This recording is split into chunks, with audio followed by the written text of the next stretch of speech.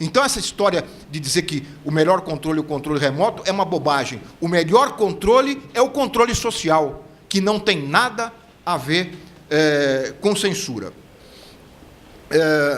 Eu acho que isto me leva a voltar à questão do quarto poder, para mostrar a imperiosa necessidade cada vez maior de nós termos um quinto poder. Quer dizer, um quinto poder, que é o poder da sociedade, são as organizações da sociedade, e eu espero que um dia organizações da sociedade institucionalizadas em conselhos, impulsionados pelo Estado, para exercer este controle sobre aquilo que um dia foi chamado de quarto poder. Esse poder foi percebido, esse poder da televisão foi percebido por alguns pensadores. Eu gosto de citar três deles. Um liberal empedernido, filósofo da ciência, Karl Popper, que diante de estatista não tinha nada, de estatizante muito menos, que dizia que, ao final da vida, percebia que a televisão tinha um poder semelhante ao poder de Deus e que alguma coisa precisava ser feita. E, obviamente, ele não queria a presença do Estado, mas ele apostava numa organização da sociedade. Ele tem um artigo que ele aponta ali algumas tentativas de saída para aquilo que, para ele, era um grande passo. Olha, ele não conhecia a televisão brasileira, ele só conhecia a televisão europeia. Já pensou, se conhecesse a brasileira, então... Outro, eu queria só citar esses dois. O professor Otávio Ianni, falecido aqui no início dos anos 2000, que tem um artigo que eu acho primoroso, que tem o nome de O Príncipe Eletrônico. Está numa coletânea num livro, numa coletânea de artigos, onde ele faz uma comparação bastante precisa, do meu ponto de vista. Ele chama a televisão do príncipe eletrônico e faz a comparação com o príncipe de Maquiavel, o condottiere de Maquiavel, substituído depois, como o Gramsci aponta, substituído o novo príncipe de Gramsci, que é o partido, o grande condutor no início do século XX, seria o partido político, e o Ianni vai dizer que, ao final do século XX, o grande condutor, o príncipe que conduz ali a virtude, né, a virtude e as circunstâncias, que é do príncipe do Maquiavel, este príncipe vai ser a televisão, a grande condutora das mentalidades, dos gostos, e é só você ver, é só uma novela lançar uma nova moda de cabelo, uma vez é liso, outra vez não é liso, que as meninas alisam e desalisam o cabelo, compram o sapato, compram a botinha, e pior, induzem o consumismo nesses programas infantis, que de infantis não tem nada, são grandes máquinas de conquistar as crianças pela capacidade desses apresentadores ou dessas apresentadoras de conquistar as crianças, levar as crianças a acreditar que aquelas pessoas são amigas delas, para, no meio do programa, impor produtos, consumo, que muitas vezes está muito longe das possibilidades dessas crianças e das famílias dela. E eu quero terminar com dois exemplos que eu acho bastante significativos em relação à televisão e que tem a ver aqui com o tema da interferência da mídia e da televisão particularmente sobre o judiciário. Vocês lembram, eu vou citar dois exemplos, um de alguns anos já, de 2, 3 anos, outro desses dias. O antigo é o da Sônia Abrão, uma apresentadora das tardes sanguinolentas da televisão brasileira.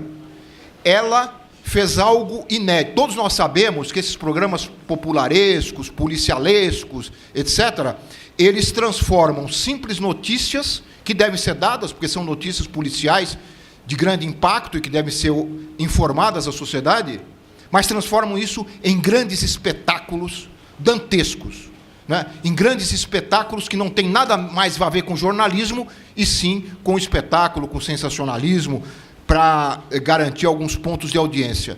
Mas isso é comum, isso infelizmente é comum. Você sai por esse país afora, na hora do almoço, não há uma capital brasileira que não tenha barbaridades no ar, sendo colocadas no ar. pessoas mortas, corpos despedaçados, enfim, isso vocês sabem. Mas a Sônia Abrão, no caso da menina Eloá, que foi assassinada pelo namorado, ela foi mais além.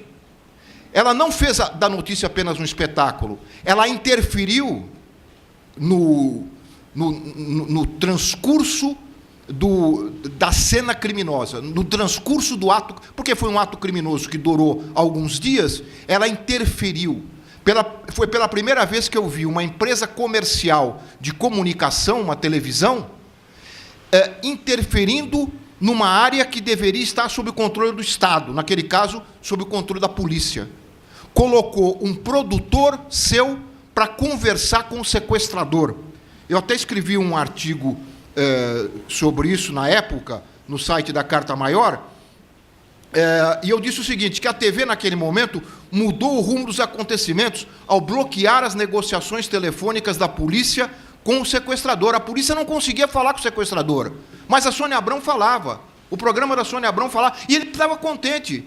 Quer dizer, o rapaz, com problemas, certamente com problemas psicológicos, de autoestima, totalmente destruído, não é, emocionalmente, de repente ele tem o poder de controlar as emissoras de televisão e a polícia. Porque ele se via na televisão, ele passa a ter um poder que ele jamais imaginou. No vídeo, ele chega a dizer para o entrevistador, no telefone, não me deixa nervoso, não. Ele fala. E o entrevistador responde, pedindo calma. Quem é o entrevistador para pedir calma? Ele tem conhecimentos psicológicos de uma ação desse tipo? A polícia, sem dúvida alguma, tem negociadores para essas situações. Naquele momento, a televisão bloqueou uma ação do Estado. Eu não vou ler, eu tinha separado mais alguns trechos, mas vale a pena mencionar como a BBC, e aí eu traduzi o manual da BBC, como a BBC trata esses casos, de uma maneira absolutamente diversa. Diz aqui o seguinte, as normas editoriais da BBC, em casos de sequestro, devemos estar cientes de que qualquer informação pode ser vista ou ouvida pelos responsáveis pelo ataque, os sequestradores.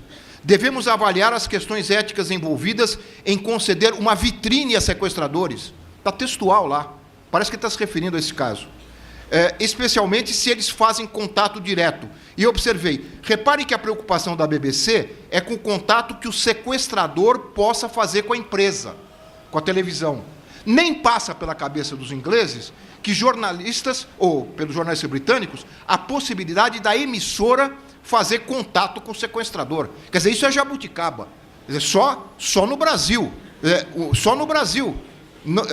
Lá o problema deles é do sequestrador ligar para a televisão e querer aparecer, usar a televisão em sua defesa. Aqui é a televisão que vai atrás do sequestrador. Diz mais lá a BBC, devemos permanecer no controle editorial da cobertura dos eventos e não entrevistar um responsável por um ataque ao vivo. Instalar um delay, quer dizer, um mecanismo que retarde um pouco a exibição da imagem, quando transmitimos ao vivo material de coberturas delicadas, por exemplo, o cerco à escola ou um sequestro de avião. Houve uma cena de um policial militar que só se suicidou em frente ao Palácio dos Bandeirantes depois que a televisão chegou. Ele esperou a televisão chegar para dar um tiro na cabeça, há alguns anos. Isto é a barbárie. É a barbárie. E para concluir, o caso da repórter baiana. E aí a internet passa a ter um papel fundamental em romper com este cerco da concentração midiática. A quinta-feira retrasada, a minha filha me mostrou um vídeo que uma amiga dela tinha pego no YouTube e estava horrorizada e não sabia o que fazer. Não sei se vocês chegaram a ver esse vídeo. Viram? Alguns viram. Bom, ali tinha racismo, tinha preconceito de classe, tinha conivência policial com os meios de comunicação, tinha tudo de errado que vocês pudessem imaginar. Só para quem não viu, uma repórter pega um jovem de 18 anos que teria arrancado a correntinha de uma moça lá numa rua em Salvador, e que alguém gritou na rua que ele também estava querendo estuprar, assediá-la, sei lá, assediá-la de alguma forma. Estava na rua, era na rua à luz do dia. Ele foi preso, estava algemado na delegacia, machucado já, bastante machucado, e a repórter loira, de biofísico totalmente diferente, fazendo chacota com ele. E ele começa a chorar e diz que podiam até fazer o exame da próstata para provar, e ele não conseguia falar próstata, e usava próstata em lugar de corpo de delito. Que culpa ele tem de não saber essa diferença? Né? E aí ela pede para ele responder próstata várias vezes, 10 vezes.